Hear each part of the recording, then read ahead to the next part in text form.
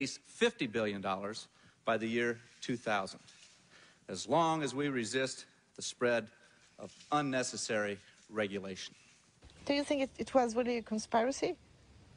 A conspiracy is a strong word. From a corporate standpoint, it was a brilliantly executed takeover.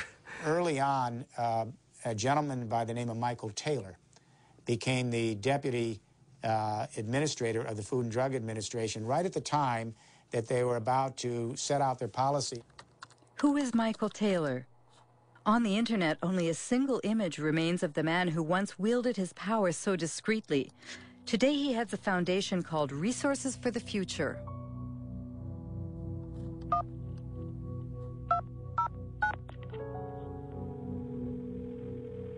Hello, Marie-Monique speaking. Hello, it's Mike Taylor. My questions are about your role. I mean, when you were working at the FDA, before being hired by the FDA, you worked as an attorney for Monsanto during 7 years, didn't you?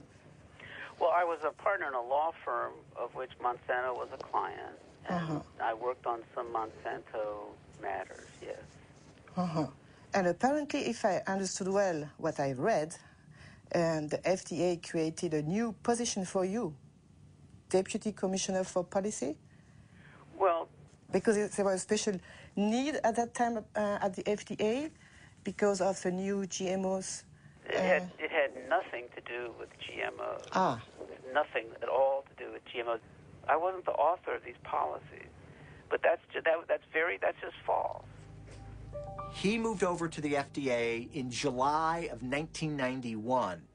Up until that time, he was at a law firm called King & Spalding. His personal clients included not only Monsanto, but the International Food Biotechnology Council. And he had drafted for them a proposal for how they would like to see genetically engineered foods regulated. And if you look at the proposal that was written for IFBC, that was Michael Taylor's, with the final one that was published, it looks very, very similar. So if he didn't write it, it looks like somebody took what he wrote and changed it slightly for the policy. Mr. Taylor was the deputy commissioner at the time, and he provided the leadership for the project and served as the chief, the sort of the lead policy person in terms of making sure that the project got done. So Monsanto played that game very well, both the political game and the regulatory game. They played a key role in bovine growth hormone in getting that thing approved, and also in how genetic engineering was dealt with. Michael Hansen has just mentioned bovine growth hormone. What's that? It's a transgenic hormone that's injected into cows, increasing dairy production by 20%. It would be an understatement to say that it had critics. The hormone threatens our health. Deadly poison. Manipulation.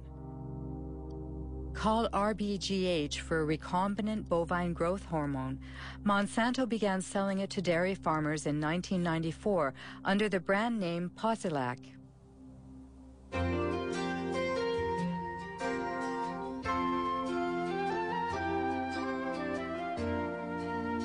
Posilac is the single most tested new product in history. You'll soon see the dramatic results Posilac can offer you. In 1985, Monsanto submitted Posilac to the FDA for market approval. The experts at the FDA's Center for Veterinary Medicine reviewed the studies that the company had carried out on experimental herds. At the FDA, the veterinarian in charge of reviewing the data was Richard Burrows. In an interview, he stated that agency officials had suppressed and manipulated data.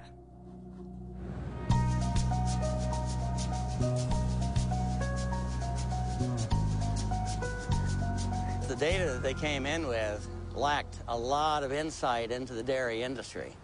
They didn't ask crucial questions about these diseases, and that is mastitis, which is infection of the mammary gland, and reproductive problems. So when the first data came in and that was missing, I said, all right, guys, you need to go back and get information. So that set it back probably 2 or 3 years.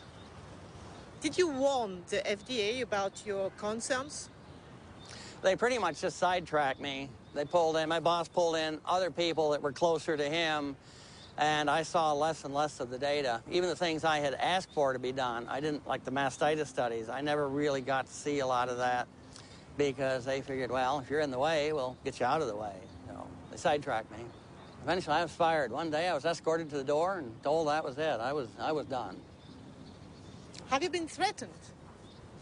Yes, mainly by the lawyers for Monsanto, because when I was going for my appeal, they told my lawyer that if I went in and revealed any company secrets in my defense, that they would sue me. In the end, the FDA was forced to reinstate this conscientious veterinarian. He eventually resigned, disheartened. On the internet, there's also talk about files that were stolen from the FDA and sent to Dr. Samuel Epstein, who heads the Cancer Prevention Coalition.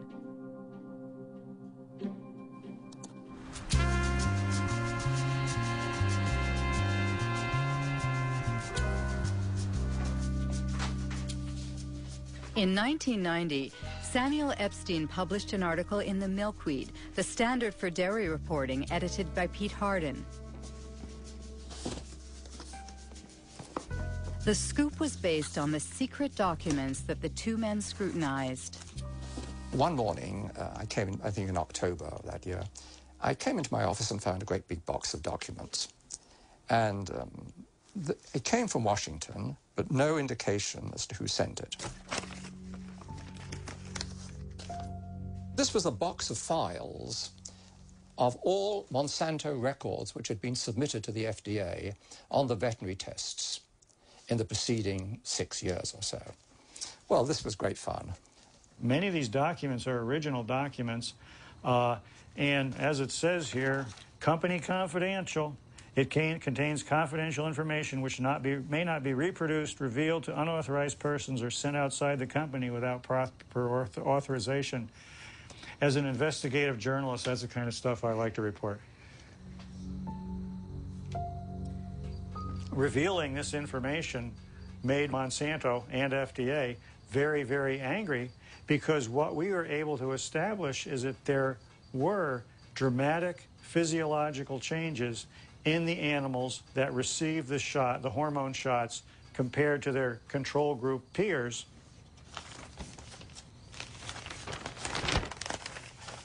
For example, we see the ovaries of the cows receiving the synthetic hormone in the different treatment groups were, for the right ovaries, 34% larger, 42% larger, and 44% larger. Elsewhere in the stolen files, it shows how there were severe problems with the reproduction of these treated animals. The data is conclusive. We provided the data, the raw data, and summary data, is peer-reviewed data not done by us, to support the submission. Every health authority who has looked at bovine somatotropin has found that it is completely safe for consumers. For Monsanto, the hormone is not only safe, it is actually beneficial for consumers. Because the chemical composition of the milk is not altered as a result of Posilac, the manufacturing and taste properties do not change. It's untrue or lie, whatever adjective you want to use. It's a very different product. It's a very, very different product in many, many ways. First of all, as there's a high incidence of mastitis in the cows, there'll be pus in the milk. And then you'd find antibiotics given to the cows to treat the mastitis. So a wide range of antibiotics would be in the milk. Apart from that, and very, very importantly, very substantial increases in levels of IGF-1, or insulin-like growth factor 1. There have been a series of studies, somewhere in the region of 60, relating increased levels of IGF-1 and breast, colon, and prostate cancers. Absolutely incredible. Are there other countries that have approved RBGH? Apparently, the hormone was banned in Europe and Canada. Canada? That's strange because Health Canada usually models its decisions on the FDA's. RBGH, scandal at Health Canada. Monsanto accused of attempt to bribe Health Canada for RBGH. Margaret Hayden, I swear that the evidence I shall give on this examination... In October 1998, 3 scientists from Health Canada testified before a Senate commission in order to stop the approval of the transgenic hormone. The scandal was made public by whistleblower Dr. Shiv Chopra. Shall be the truth, the whole truth, and nothing but the truth. So help me God. My question to myself was, what truth am I going to tell? The one I know or what the minister is telling me to tell? And that was my conflict. I would ask each one of you, have any one of you been lobbied by Monsanto? Any one of you? No. Dr. Hayden? I did attend a meeting back approximately about, I believe, 1989-90, and Monsanto representatives had met with myself and my supervisor, Dr. Dragan, and my director, Dr. Messier, and at that meeting, an offer of $1 to $2 million was made by the company, and I don't know any more about what became of that, but my director indicated after the meeting that he was going to report it to his superiors. How did Monsanto react? Well, Monsanto did not deny that they made the offer of $1 to $2 million at this meeting. They later on tried to say, oh, this was an offer of research in Canada to do some more studies in cows in Canada or whatever. So anyway, that's what happened in Canada. The drug was not approved. So the European Parliament, based on what revelations in Canada, banned it forever. And then all of a sudden, we 3, Margaret Hayden, Gerard Lambert, and I, were dismissed for disobedience. And we fired. All 3 of us were fired, and those fights are now in courts. The United States Congress also opened an investigation at the request of RBGH opponents who opposed the ban on labeling milk as RBGH-free. Interestingly enough, the investigation was never completed. Purchases of milk surpluses. Bovine growth hormone, BGH, is a test of consumer acceptance of genetic engineering. In the garbage. In the garbage! The cow hormone drug was simply the first major application of biotechnology to food production, and Monsanto is a very powerful corporation with many, many linkages to top-level persons in government. I think the prevailing ethic at the federal government was biotechnology is so important that we can't let a few little questions about cow safety or human safety get in the way. The reason the FDA approved it is it appeared to be that there was a lot of people that used to work had key positions that had worked for Monsanto, came over to the FDA and managed to get the FDA to approve it. It's revolving doors that move up. It's kind of like a double helix, a spiral. Revolving door? Yes, revolving door. The revolving door is not just in agriculture. It tends to be in many, many areas. Donald Rumsfeld was the CEO of Searle, which was a Monsanto subsidiary. The former U.S. Trade Ambassador, Mickey Cantor, ended up on Monsanto's board. Supreme Court Judge Clarence Thomas used to work for Monsanto. Monsanto revolving doors.